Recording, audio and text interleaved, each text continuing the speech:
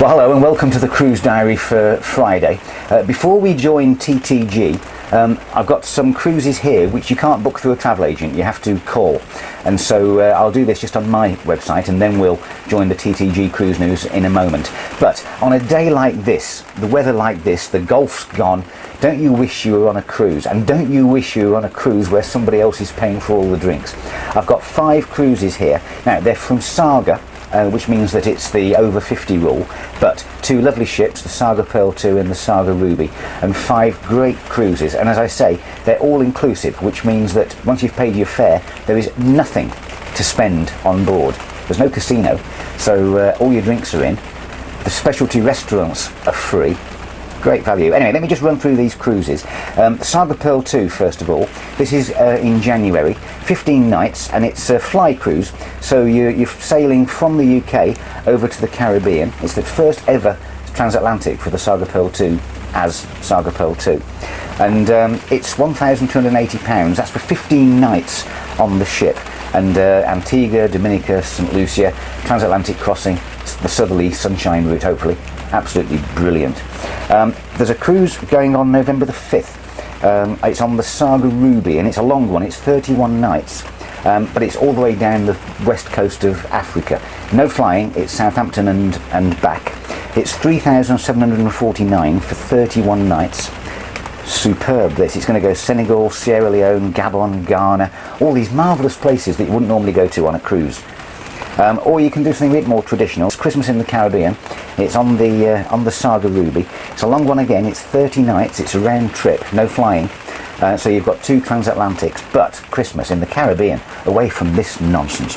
That's that's £4,451, all inclusive, 30 nights. That's straight after the Africa cruise. Then the Ruby sets off to go to the Caribbean and back.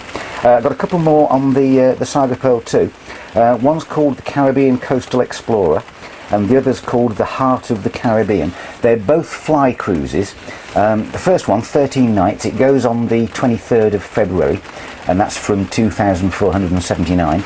And the other one, after that, it's 7th of March, 15 nights, and that is, again, it's around the Caribbean, so you're going to places like Phillipsburg and like that. Superb stuff. If you want to get on these cruises, or just find out some more about them, don't forget with Saga you get all sorts. You get transport to the pier, your luggage is all taken care of, there's no tipping. It's just brilliant.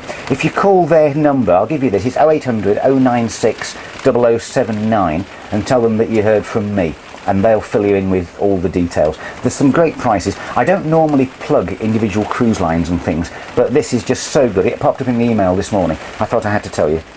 So now, let's go on with the rest of the cruise news, and this is where we bring in TTG, so just bear with me for a moment.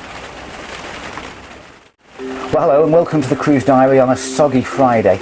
Weather like this is just dreadful. The Gulf's been washed out. Don't you just wish that you were cruising somewhere nice? I wish I was, instead of being stuck here in this weather.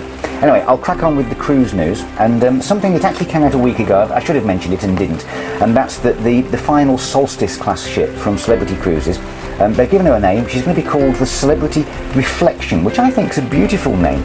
Now, they say they chose it because this is the 5th and final of the Solstice class ships. They're the ones with the lawn on the top, and they say it's time to look back and reflect on the success of the series.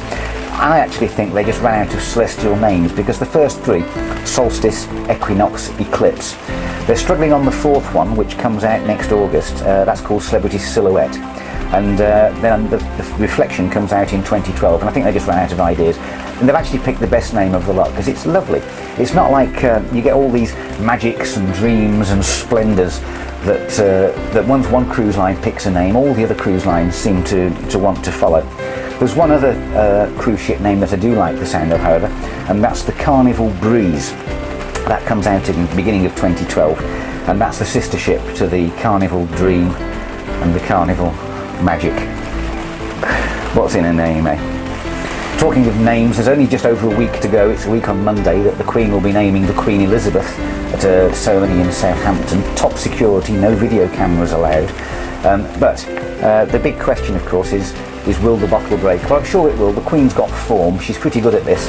Unlike her daughter, Princess Anne, and unlike her daughter-in-law, Camilla, both of whom have had bottles not break, The Queen's an old hand at this, she'll be fine.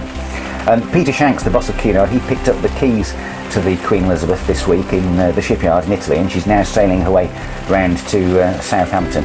It made me laugh when they sent out this publicity picture of him holding the keys to the ship. Well, I think, look at the engines. This is called a Mack M43C engine, and the Queen Elizabeth's got 6 of these. I'm fairly sure it takes more than a little key to start them, so symbolic but a nice gesture. The ship now belongs to Cunard. They're putting the finishing touches on her. It's going to be a brilliant event next Monday, and watch out for the video on Tuesday. It's a week on Monday, by the way, not this Monday coming, a week on Monday. One other thing to talk about, if you were a fan of Ocean Village 2, now remember that was part of cruises for people who don't do cruises. Well, they sold the ship, or transferred her, to P&O in Australia. They gave her a new name called the Pacific Jewel. But if you're missing her, and I do, I loved that ship. She had a fantastic spa, and I loved the casual cruising and all that. Well, you'll be able to catch up if you're a fan of Neighbours, because it's a marvellous piece of product placement. But there's 2 episodes of Neighbours are going to feature sequences filmed on the Pacific Jewel. Now, the storyline is that Towdy, he wins the cruise in a prize and takes his girlfriend on the ship. Great bit of product placement though, isn't it? 70,000 tonnes of product placement. Absolutely superb. Now I'm going to end you with a plug for a mate. You've heard of John Heald. He's the Senior Cruise Director for Carnival Cruise Line. And he does this brilliant blog every day telling you what it's like on Carnival. Warts and all, actually. It's really, really funny.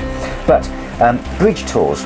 When I go on my cruises for the videos, I always try to get up on the bridge and show you a bit of backstage. Well, normally passengers can't do that. There's a couple of lines now that do behind the scenes tours where you have to pay and then you can go, but normally the bridge especially, absolutely restricted area because of security.